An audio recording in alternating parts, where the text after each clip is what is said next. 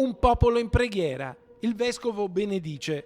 C'è un 8 settembre anche in questo 2021. C'è una festa della Madonna, protettrice di Vicenza, dal XV secolo, quando a 124 metri sul livello del mare, sulla sommità del Monte Berico, venne costruita la prima chiesa dedicata a Santa Maria.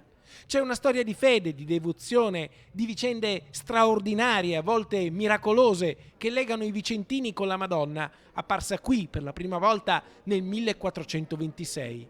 Da allora i pellegrini arrivano a piedi o in ginocchio, in bicicletta o in macchina, con la stessa fede e la stessa speranza. E la persona che sale qui quest'oggi ritrova così le origini della speranza e le origini della fede, ma per tutti è un momento di grazia, di apertura a un qualcosa che proprio Madre Celeste prepara a tutti l'8 settembre.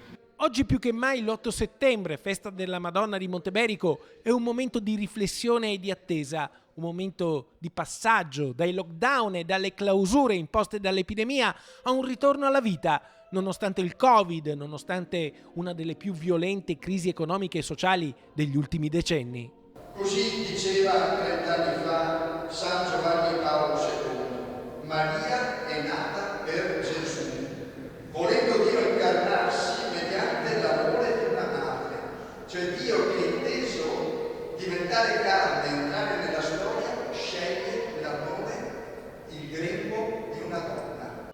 Durante la messa solenne con il sindaco, il prefetto, le autorità e le personalità, il vescovo, Monsignor Beniamino Pizziol, sottolinea come la Natività della Madonna, celebrata oggi, sia un simbolo, quello della vita che ricomincia. E riniziare tutto il nostro cammino dopo questo anno e mezzo di pandemia con fiducia, con coraggio, con speranza nelle case, negli ospedali, nelle scuole, nelle carceri, nelle comunità religiose, nelle comunità civili, tutti proprio perché la nascita di una persona porta un senso di fiducia nella storia, un senso di fiducia nell'umanità.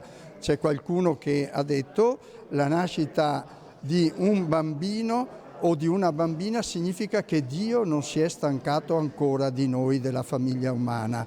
Questo è bello e questo è il messaggio che voglio lanciare.